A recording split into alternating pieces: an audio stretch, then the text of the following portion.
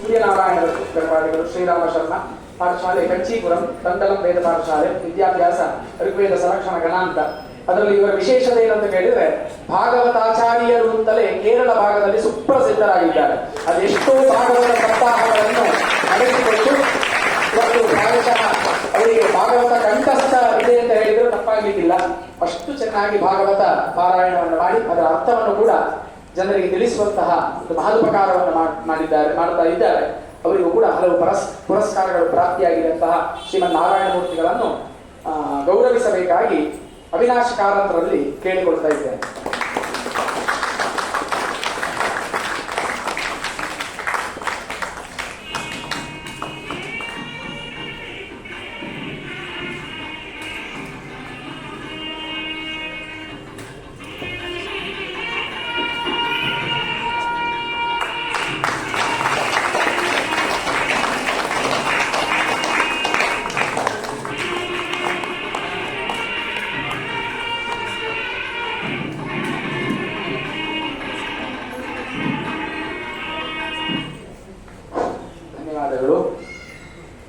ಮುಂದಿನ ಸನ್ಮಾನ ವೇದ ಬ್ರಹ್ಮ ಶ್ರೀ ಅನಂತ ಪ್ರಕಾಶ ಭಟ್ಟ ಘನಪಾಠಿಗಳು ಅವರು